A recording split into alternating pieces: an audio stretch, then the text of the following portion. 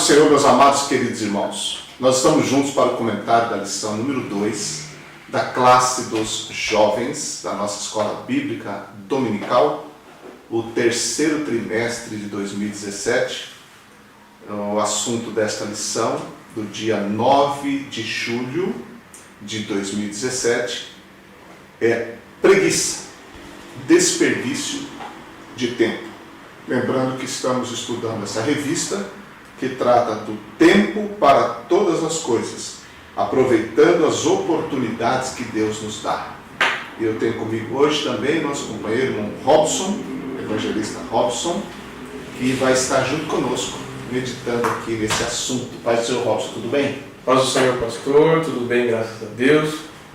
E nós vamos meditar nessa lição. Espero que venha abençoar a vida de muitos alunos e também trazer algum pouco de ajuda para os professores que ministram nessa sala dos jovens, né? É verdade. É um prazer estar aqui, viu, pastor? Graças a Deus por isso. Alegria tê-lo também conosco. O texto do dia dessa lição é Provérbios 6:6. Vai ter com a formiga ao preguiçoso. Olha para os seus caminhos e se sabe. A síntese diz: o preguiçoso administra mal o seu tempo, ama apenas a si próprio e manifesta indiferença quanto às necessidades do próximo. Suas atitudes revelam falta de espiritualidade, sabedoria e senso de propósito. O que é a preguiça? A preguiça é uma característica ou uma atitude que demonstra pouca disposição para o trabalho ou até mesmo aversão ao trabalho. A preguiça também está relacionada com negligência, indolência, demora, lentidão e eu vou dizer mais uma coisa, malandragem também está relacionada com a preguiça. E isso na prática de qualquer ação. Então é pouca disposição para o trabalho ou até mesmo aversão ao trabalho ligado com essas coisas. Então ela é, ao mesmo tempo, uma atitude e uma característica. Isso é a preguiça. Uma atitude e uma característica. É normal, irmão Robson, o trabalhador, a pessoa que trabalha normalmente, ele dizer, hoje eu estou com preguiça. Mas ele não é preguiçoso. Ele está com preguiça porque ele está, às vezes, um dia de descanso em casa e ele está se dando ao luxo de dizer que está com preguiça porque ele não quer fazer nada. Mas é diferente do preguiçoso. Exatamente. Quando ele diz eu estou com preguiça, talvez é algo justo por uma jornada de trabalho, por algo que ele está realizando. Então é algo normal. Mas como o senhor definiu bem aí a palavra preguiça, né, é um estado de prostração, só que permanente. Né? É um estado permanente de não querer fazer nada. E em várias áreas, por exemplo, fisicamente, mentalmente, espiritualmente. Então são várias áreas que a preguiça ela pode atingir ou ser uma característica na vida de alguma pessoa. E o indivíduo que é preguiçoso, pastor, é interessante que, como o senhor disse, ele tem a aversão. Ele não quer nenhum tipo de mobilização para realizar uma tarefa, seja em qual área for. Né? E essa característica prejudica ele muito, só que a preguiça é tão maligna que ele nem percebe, ele acha que ele está se dando bem naquela situação. É verdade. Né? Ele acha que, na cabeça dele, ele está se dando bem.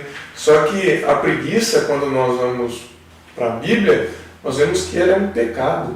Né? E ela é um pecado, e um pecado sério na vida daquele que tem a preguiça como uma característica de vida. Né? Na introdução da lição, fala lá que a preguiça é um erro e pecado. Além de ser um erro, é chamado pecado também. Exatamente. Na Bíblia, né? E isso faz a gente lembrar que Deus, quando criou o homem, Deus mandou o homem trabalhar. Exatamente. Né? Diz lá que ele colocou o homem no jardim do Éden para guardar e lavrar o jardim. O trabalho fazia parte do projeto de Deus, já para o ser humano. Claro que num contexto, numa situação muito prazerosa, e não que não seja hoje, mas a gente sabe que tem gente que não trabalha com prazer, porque está numa área de trabalho que não é o prazer dela, mas ela trabalha por necessidade. Isso. Agora tem outros que têm o trabalho, além de uma necessidade, é prazeroso, mas não é todo mundo assim, não é verdade? Então, olhando do ponto de vista da criação, a preguiça é um pecado. Exatamente. E antes do pecado, o Deus Criador, ele colocou toda a criação para trabalhar, pastor. Se a gente parar para pensar, não é verdade? Você pegar toda a criação de Deus, ela exerce algum tipo de trabalho, seja na natureza, seja os animais, seja o homem. Então, quando Deus diz lá no capítulo 1, e verso 28 de Gênesis, ele diz: frutificai, multiplicai, enchei a terra, sujeitai, dominai os peixes do mar, as aves do céu, e sobre todo animal que se move sobre a terra. É muito trabalho, né? É bastante trabalho. Então, na criação, Deus já colocou como característica da sua criação o trabalho. Faz parte da nossa natureza o trabalho.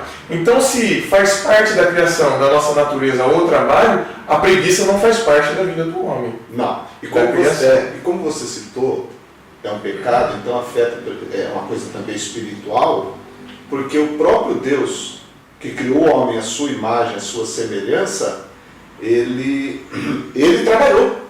Exatamente. Né? Diz que no 7º dia ele descansou. Então o próprio ato criativo de Deus foi um trabalho da criação de Deus. Né? O exemplo foi dado pelo próprio Deus. E é interessante que quando Jesus esteve na terra, ele disse: meu pai trabalha até agora e eu trabalho também. Então nós vemos um Deus ativo, um Deus que é o exemplo. É inconcebível ao crente que tem o Espírito Santo ser preguiçoso. Ser preguiçoso. E é interessante essa frase que ele diz assim: e trabalha até hoje. Ele não trabalhou só na criação. Não. Ele continua trabalhando. Exatamente. Né? Então não cabe ao crente, pastor, o que está escrito lá em Provérbios 21, 25, que diz assim: o preguiçoso morre de tanto desejar e de nunca pôr as mãos no trabalho. Qual é a característica do preguiçoso, pastor? Ele quer, ele deseja, ele tem até pensamentos em fazer, em querer, em alcançar. Só que ele nunca põe a mão no trabalho para alcançar o seu objetivo. É uma característica do preguiçoso. Então não cabe ao crente o que está escrito em Provérbios 21, 25. O que cabe ao crente é o que está escrito lá em Efésios 2 e 10, que diz assim: porque somos a criação de Deus, realizada em Cristo Jesus, para fazermos as boas obras. Né? E ele continua dizendo: a quais Deus preparou antes para nós as praticarmos. Então isso cabe ao crente. Somos a criação de Deus em Cristo Jesus, mas nós temos obras a ser realizadas. Né? E temos que conhecer quais são os nossos objetivos, quais são essas obras, porque a Bíblia diz que foi Deus que preparou esse caminho para nós. Exato. Então, como criaturas de Deus, servos de Deus, nós temos que conhecer este caminho e praticar o que o Senhor preparou de antemão para nós. Né? Então a preguiça não cabe na vida do crente em hipótese alguma. E é interessante com relação à preguiça que ela fala, a palavra preguiçoso aparece no original, no hebraico é claro, só em Provérbios, aparece 13 vezes em Provérbios. Provérbios fala bastante. Em Provérbios, porque não aparece mais em nenhum lugar no Antigo Testamento. E nem no Novo aparece a palavra preguiçoso. Agora, quando você compara, quando você vai ver como ela aparece em Provérbios, aparece tanto, porque Provérbios é o livro da sabedoria prática. Exatamente. Então, não tem lugar para o preguiçoso numa vida prática. Porque não tem vida prática. Exatamente. É aquilo que você falou, ele vê o trabalho, mas ele não vai no trabalho. Todos nós já conhecemos pessoas que não são muito de trabalhar, né? O pessoal até usa uma expressão de braço curto, né? A gente já trabalhou com pessoas assim, claro, que não é muito se ele puder escapar, ele escapa, se ele puder fazer cera, ele faz, né? Mas a gente percebe que o Provérbios, ele descreve o preguiçoso no extremo da preguiça.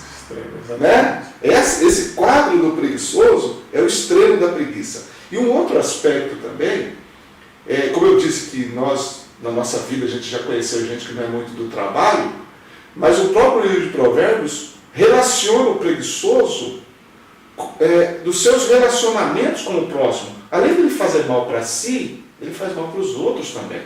Né? Tem até um versículo que eu li aqui, depois você pode até comentar também. Provérbios 10, 26, diz assim: como o vinagre para os dentes e a fumaça para os olhos, que é terrível, né? Fumaça para os olhos e vinagre para os dentes, assim é o preguiçoso para aqueles que o enviam. Imagina você dar uma ordem para um preguiçoso, é como fumaça, é terrível, né? Terrível. Não é fácil lidar, né, pastor, com esse tipo de situação. E é o que o senhor falou, o preguiçoso, no plano de Deus, ele, por isso que é um pecado, ele não prejudica só ele, né? Ele prejudica as pessoas que estão ao redor dele. Imagina, que nem o senhor falou, imagina você ter que lidar com esse tipo de pessoa. Imagina na obra de Deus esse tipo de pensamento. Não cabe, né? Não dá. Não se encaixa, né, pastor? Então, e às vezes a preguiça, por ser um pecado, e como todo outro pecado, as pessoas, elas quando praticam, elas se acostumam com ele e conseguem viver com ele, né? Porque não podemos ser hipócritas ao ponto de dizer assim que você ficar sem fazer nada não é bom. Às vezes a pessoa gosta de não fazer nada, de ficar descansando, de não ter nenhum tipo de esforço, de não realizar nada. A pessoa pode ter na cabeça dela que isso traz algum tipo de prazer e se acostumar a viver com isso e querer viver assim, entendeu? Só que ela vai estar prejudicando a vida dela, como o pecado prejudica a vida de todos aqueles que praticam, mas prejudica a vida das pessoas que estão ao redor também. Então a preguiça, ela não traz nada de bom, não produz nada, né? É como o senhor mencionou aí, é como um vinagre para os dentes, né? Como fumaça para os olhos. Veja como ele faz mal. Para de quem ele está perto. Exatamente. Né? Não só para ele, mas para a própria pessoa. Prejudica as pessoas que estão ao redor, né? Isso, porque Deus criou o ser humano de uma forma para ele viver em sociedade. Isso. E o preguiçoso, ele não coopera com o grupo. Ele não consegue produzir para o meio. Ele quer desfrutar do meio. Exatamente. Né? Mas ele não produz para o meio. E isso prejudica o grupo também, né? Exatamente. E ele quer ver um mundo sendo construído, mas ele não quer participar da construção do mundo. Isso está dentro da cabeça do preguiçoso. Quando a gente vai lá para a segunda carta de Coríntios, no capítulo 1, que Paulo vai defender o seu apostolado, e ele vai falar do trabalho que ele está realizando, né? Então, quem trabalha não é preguiçoso. E Paulo trabalhava e trabalhava muito. E a Bíblia vai mostrar que Paulo sofria por causa do Evangelho e sofria muito por causa do Evangelho. Então, Paulo lutava. Então, é uma característica de quem não é preguiçoso. E Paulo vai mostrar lá que as lutas que ele sofria, ele se gloriava nelas. Por quê? Porque nas lutas do dia a dia, ele recebia o consolo de Cristo, né? Então ele fala assim, é nas lutas que eu vejo o consolo do Senhor. E não para por aí. O apóstolo Paulo fala assim, e eu me torno experiente, ele fala de forma bem teológica, né? Mas ele diz assim, e eu me torno experiente para poder ajudar outras pessoas. Então, ou seja, na luta do dia a dia, no nosso trabalho, naquilo que a gente se propõe a fazer, né? É difícil, mas é aí que a gente vê a glória de Deus, a gente vê o consolo de Deus e mais, quando nós vencemos, nos tornamos experientes para ajudar as outras pessoas a viver as situações ou passar pelas situações difíceis como nós já passamos. Então, esse é o trabalho de quem se propõe a trabalhar, a não viver encostado. Aí entra Provérbios de novo, que a gente vai ficar aqui muito em Provérbios. Provérbios 13, versículo 4, que fala do preguiçoso e do oposto, que você citou Paulo. Diz, o preguiçoso deseja e nada consegue, mas os desejos do diligente são amplamente satisfeitos. Então, qual que é o oposto do preguiçoso? O diligente. Aquele que põe a mão na massa, aquele que trabalha, que você citou aí o exemplo de Paulo, que foi incansável no seu trabalho. E Jesus, e não apenas no Novo Testamento, no ministério de Cristo, na chamada dos apóstolos, mas também no Antigo Testamento, como Deus chamou homens para o seu trabalho, nós vamos ver sempre Deus chamando pessoas que estavam ativas, que estavam trabalhando. Ou seja, Deus nunca chamou um preguiçoso. Não há um exemplo sequer de alguém que era preguiçoso e foi chamado para a obra de Deus. Paulo era zeloso e diligente até no erro dele. Exatamente. É verdade? Fazia com muita vontade, mesmo estando no caminho errado. Antes de conhecer Jesus. Mas era trabalhador naquilo que acreditava. Trabalhador. Os apóstolos estavam lá trabalhando. Os pescadores, Pedro, André, Tiago, João. Então a gente vê aí exatamente o oposto do preguiçoso, que é ser diligente. Na lição 3, vai tratar um outro extremo, né? Mas não é o caso agora, que a preguiça está num extremo, tem um outro extremo também, que é o exagero também em certas atividades, né? Mas isso é para a próxima aula. Bom, voltando aqui, ele apresenta a figura da formiga, que é o que o Provérbios faz, e as formigas são dadas como exemplo ele mandou o preguiçoso ir ter com a formiga. Quer dizer, olhar lá uma colônia de formiga, um formigueiro, e ver a formiguinha que vai buscar a folhinha, traz lá ela junta, né, para se prevenir, ela junta no verão para prevenir no inverno. Isso é uma lição para a pessoa, para que ele possa, olha que coisa, ele manda a pessoa que é preguiçosa e ter com os animais. Veja que nós falamos no início aqui que Deus, quando criou o homem, ele deu ao homem a supremacia sobre os animais, o domínio sobre eles, para que ele pudesse de fato controlar como controla. Agora, no caso do preguiçoso é o contrário, ele tem que ir lá aprender com um animalzinho, um bichinho, um inseto daquele, que é um inseto, que é um animalzinho trabalhador. Porque é claro que ela é irracional, ela não tem senso de planejamento, ela não tem senso de absolutamente nada, ela não tem conhecimento, ela é um inseto.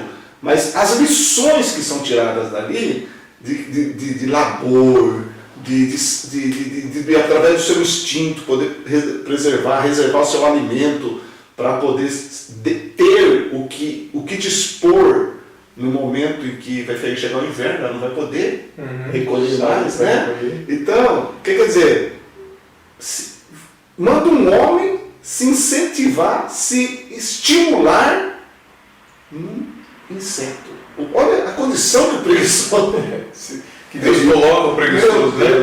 E é interessante, pastor, que quando Deus pede, quando o livro de Provérbios, né, Salomão ele nos mostra esse provérbio de sabedoria, então nós entendemos que ele pede para o preguiçoso ir olhar as formigas, porque a formiga ela entendeu o seu propósito de vida, né? Ela entendeu qual é o seu propósito. O meu propósito é ir recolher alimento, meu propósito é trazer alimento para a minha colônia, ou para o formigueiro, como a gente fala, né? Para quê? Para que eu possa ter alimento no tempo onde eu não vou poder buscar alimento. Então ela entendeu o seu propósito. Qual é o problema do preguiçoso? Ele não tem propósito nenhum. Ele não tem objetivo de vida nenhum. Então quando a gente olha para a formiga ela faz o seu trabalho e não se queixa. Ela não reclama. Por quê? Porque conhece o seu propósito. O instinto dela funciona direitinho. Funciona direitinho. Ela é duro, né? O senhor citou no começo, quando a pessoa trabalha forçada, né, pastor? Quando a pessoa trabalha sem prazer, sem conhecer o propósito, sem estar determinada a alcançar um objetivo, é cansativo, pode trazer prejuízos, doenças, cansaço, preguiça, né? Por quê? Porque não conhece o propósito. E a formiga, uma outra característica que eu anotei da formiga, é que ela faz o seu trabalho sem reclamar, porque conhece o seu propósito, e uma outra coisa é que a formiga continua trabalhando mesmo que não tenha ninguém olhando para ela, né? Ela continua fazendo o seu trabalho. Ela não depende de um empurrão, não depende de um estímulo, não depende de ninguém ficar puxando a orelha dela, não. É o que o senhor falou. Ela conhece o propósito dela, o instinto dela, e ela faz. independente das situações. E o próprio livro de Provérbios, Salomão disse, né, que a formiga não tem superior, nem oficial, nem dominador. Exato. Quer dizer, ela não precisa desse tipo de incentivo vindo de cima para baixo para ela fazer. Que é o espírito do cristão.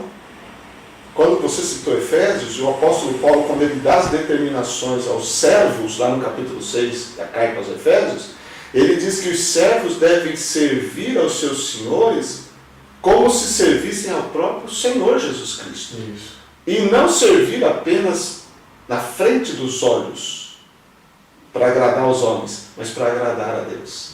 Esse princípio ele repete na carta aos Colossenses.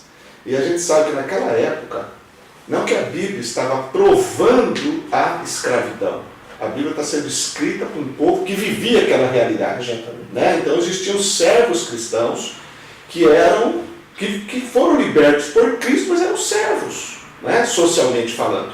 E existiam senhores cristãos que tinham servos cristãos também.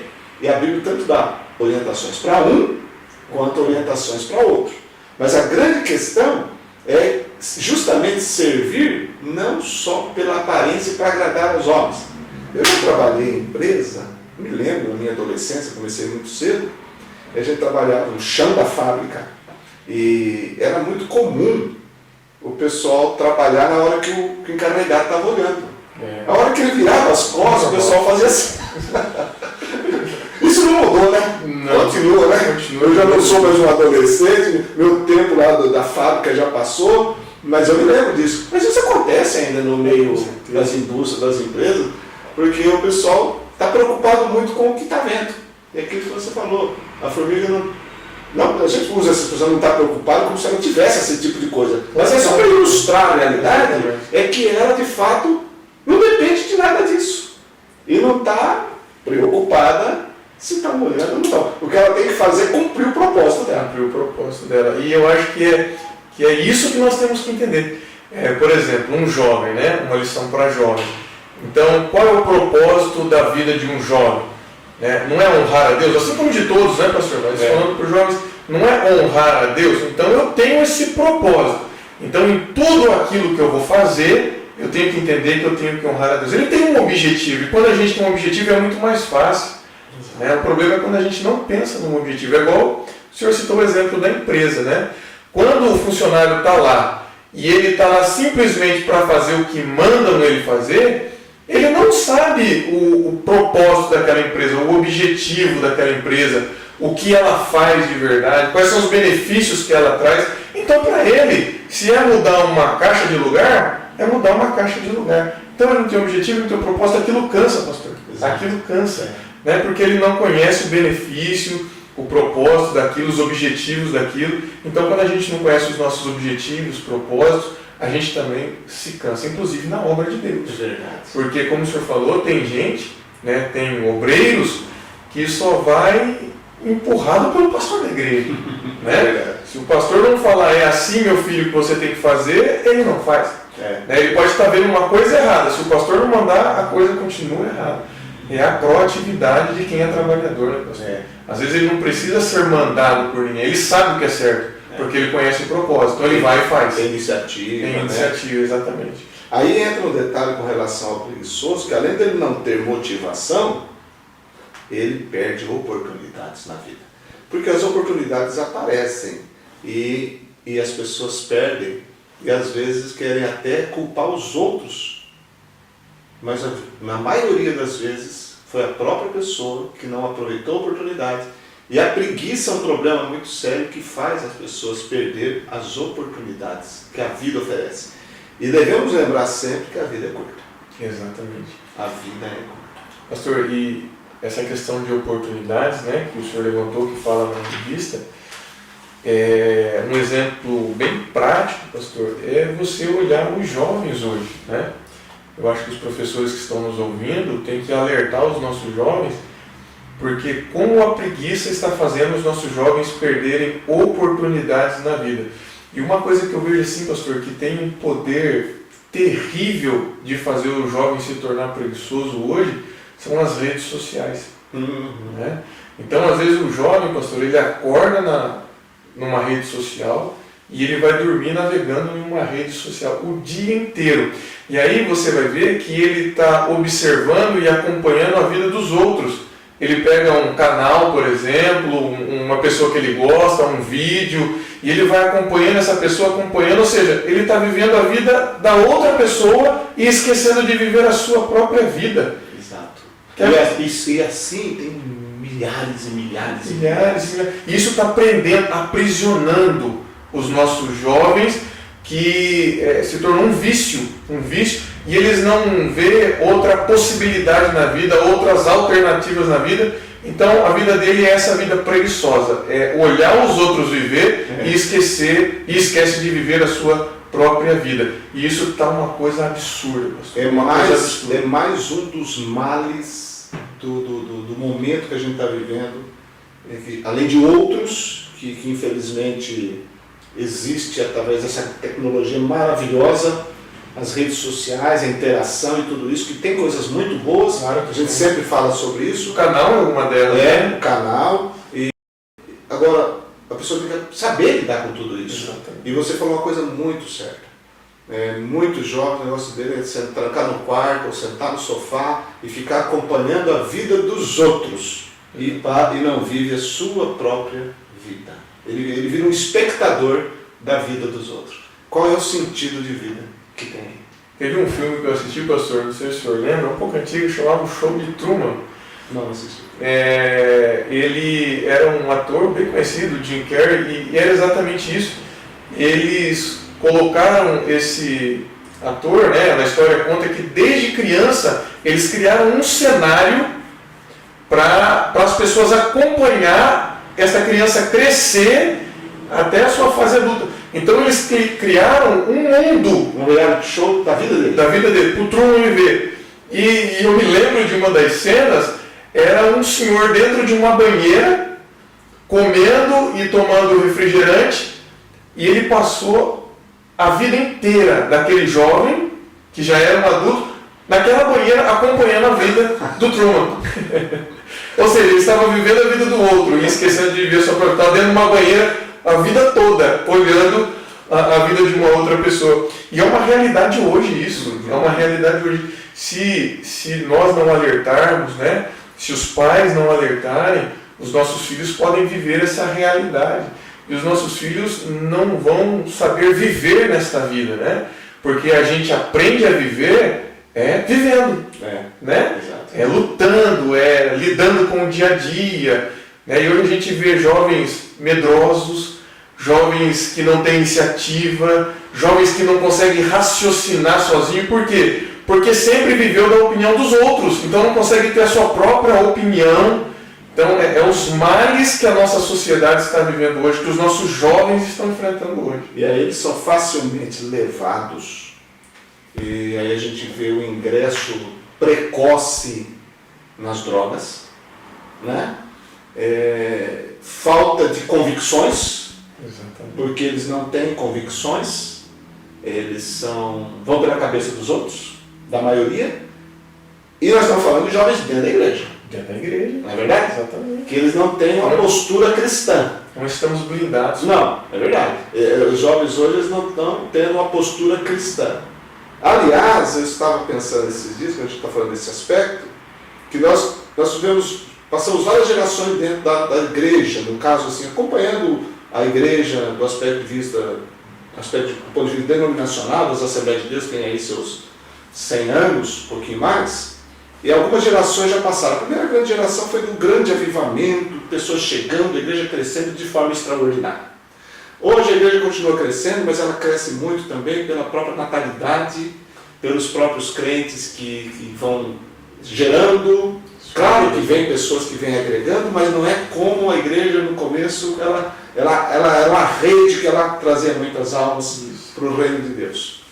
Mas mesmo alguns anos atrás, os pais geravam os filhos e eles eram orientados no caminho do Senhor e eles davam bons crentes, alguns, é claro, desviavam, mas muitos davam bons crentes. Hoje nós vivemos um momento um pouquinho diferente, negativamente, Porque muitos filhos de crentes hoje, os crentes não se importam mais que os seus filhos sejam crentes. Andem nos caminhos do Senhor. Eles não se importam mais que os seus filhos vivam como o mundo. Então eles estão perdendo. Nós vivemos dentro da igreja hoje uma geração de pais que não estão ligando de estar perdendo seus filhos para o mundo. Quando o filho chega com 17, 18 anos, ele quer ir para a balada, quer ir para não sei onde, e o pai crente, ele não está ligando mais para isso. Então nós estamos vendo uma geração dentro da igreja hoje, nós estamos perdendo os filhos, nossos filhos, para o mundo. E uma causa disso é justamente todo esse mecanismo que existe, que faz com que os nossos filhos, e nós, pais, temos que fazer essa análise nossa, até que ponto estamos contribuindo para isso, de não estar formando caráter cristão em nossos filhos, deixando eles viver, vou usar a linguagem da revista aqui, a preguiça do mundo, e não a diligência da fé. Eu vejo isso acontecendo hoje em dia. E o mundo quer isso, né, pastor? O mundo, o diabo, é plano deles. Então, pastor, isso é uma falta de sabedoria. Nós estamos vivendo esse tempo de falta de sabedoria. Tem uma frase, pastor, no mundo que diz assim: tempo é dinheiro. Com certeza o senhor já ouviu essa frase, né? E eu acho que é uma visão errada. Pensando nessa falta de sabedoria. Por quê? Porque tempo não é dinheiro. A gente tem que pensar que tempo é vida. Por quê, pastor? Porque às vezes a pessoa tem uma ideia errada de preguiça. Tá? Por exemplo, um pai de família, o senhor estava usando o exemplo dos pais aqui, um pai de família, ele diz o seguinte: eu não sou preguiçoso. Por quê? Porque eu trabalho, eu acordo cedo, chego tarde em casa, eu não sou preguiçoso, eu trabalho, eu produzo, né? Eu trabalho bastante, mas aí que está o problema.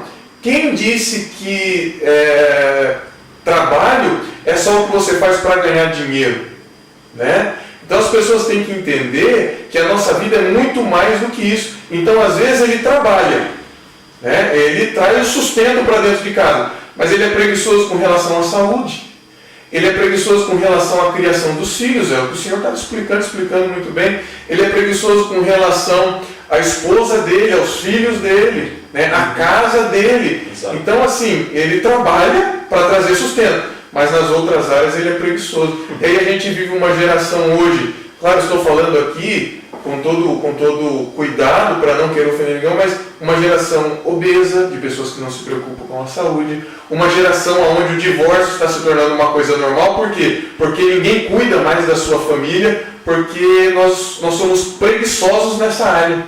Né? Verdade. Às vezes não somos preguiçosos em algumas áreas, mas em muitas áreas da nossa vida nós somos preguiçosos. Às vezes a esposa quer conversar com você, você não tem tempo para conversar com a esposa, você tem preguiça de conversar com ela. O seu filho quer ajuda numa lição, num trabalho de escola, você tem preguiça de ajudar o seu filho num trabalho de escola. Ou seja, você não está usando a sua sabedoria para lidar com essas coisas. Então, trabalho não é só trazer sustento, não é aquilo que você faz lá fora. Em todas as áreas da vida requer trabalho. É verdade. E aí, cada um de nós temos que analisar bem e ver em que área da nossa vida a gente tem que ter com a família. Exatamente. Agora, o preguiçoso ele tem consequência, então, juntando isso tudo que nós falamos, ele tem consequência no físico, você citou o exemplo aí, ele tem consequência na mente, nos relacionamentos, nas emoções e na vida espiritual. As consequências abrangem por completo. Por completo. E a gente sabe, né, que aquilo que a gente escolhe, somos nós que escolhemos. Mas as consequências nós não escolhemos. Nós recebemos as consequências. Né? Então, a melhor forma da gente poder analisar esse assunto dessa lição, que é voltada para jovens, é analisar e ver bem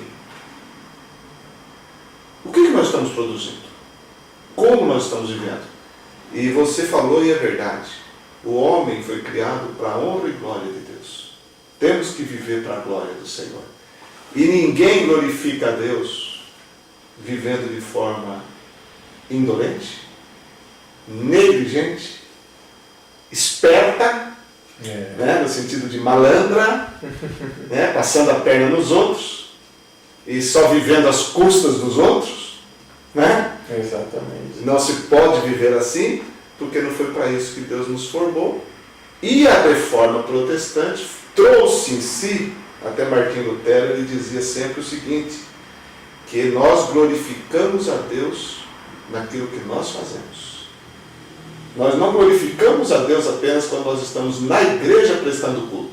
Nós glorificamos a Deus quando nós estamos exercendo o nosso trabalho e fazendo o nosso trabalho, através do nosso trabalho, glorificamos a Deus. A reforma trouxe essa visão que é correta, de glorificar a Deus. Então ninguém glorifica a Deus sendo preguiçoso. Jamais. Exatamente. E até deixando um conselho e também pedindo para o professor trazer esse pensamento na sala de aula, pastor, em cima do que o senhor está trazendo, é incentivar os nossos jovens hoje a planejar, né? Eu acho que falta muito isso, pastor. Porque o planejamento requer trabalho. Então, o preguiçoso, ele não quer trabalhar, ele não planeja. Né? O senhor falou isso. Então, planejar é quando você elabora um plano, né? E aí, quando você coloca um objetivo, por exemplo, pastor, quando um jovem ele quer arrumar uma namorada, ele achou que chegou o momento de namorar. Então, o que ele tem que colocar? Eu tenho que planejar o meu namoro. Eu tenho que colocar um objetivo. Qual é o meu objetivo? É casar. Né? Então, dentro desse objetivo, ele vai trabalhar para alcançar o casamento.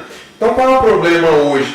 É que a pessoa começa a namorar e não planeja nada. Não pensa nesse tipo de coisa. E aí inverte os valores. Por exemplo, o sexo não é só no casamento? Aí ele não planeja nada, ele não tem força para resistir o sexo no namoro. E aí ele pratica o sexo no namoro. E aí a preguiça por não planejar já é pecado. E aí a preguiça por não planejar causa outros pecados. Vai trazendo outros pecados, que é o que a Bíblia diz, né? Um abismo vai puxando o outro abismo, vai chamando o outro e tal. Então é isso. O jovem tem que entender que é planejar. Por exemplo, eu estou numa classe, numa sala de aula. Eu estou estudando. Qual é o meu objetivo? Aonde eu quero chegar com os meus estudos? Então deixa eu planejar. Eu quero ser um médico, então eu vou planejar para ser médico. Eu quero ser um advogado, eu vou planejar. E isso começa muito cedo. Não começa. Você não se torna um advogado da noite para o dia. Você tem que planejar para alcançar o seu objetivo. Eu quero ser um pastor, então eu vou orar, vou me planejar, vou ver se é a vontade de Deus. Eu quero ser um obreiro, vou planejar, eu vou orar, vou ver qual é a vontade de Deus. É um esforço, é trabalho. Planejar a vida requer esforço. E é isso que nós temos que aprender. Isso serve para tudo, né, pastor? Financeiro, em todas as áreas. Família, em todas as áreas. Né? Porque é verdade, você falou, se não houver planejamento, a pessoa pode ganhar muito dinheiro e jogar fora tudo que ganha, se não tiver planejamento. Exatamente. E às vezes a questão é a seguinte, vai chegar um momento da vida que você vai olhar para trás, vai ver que não planejou e não vai ter tempo mais. Pode acontecer isso, porque já passou. O tempo já foi. Para muitas coisas. Claro que algumas não, mas para muitas já foi. Né? Claro que quanto à vida é esperança, claro. Mas você podia estar colhendo frutos há muito tempo e não ter que voltar atrás para começar a plantar. Preparar a terra. Você deveria já estar com a árvore madura dando fruto. Agora você vai ter que ir lá, limpar a terra e começar a plantar. Exatamente. Né? Talvez é pouco tempo para a colheita. Né? Pouco tempo, né? E às vezes pode plantar e o outro colher. Exatamente. Tá bom, meus amigos. Que Deus continue abençoando a todos vocês e que essa aula seja ricamente abençoadora para todos nós. Deus abençoe. Amém.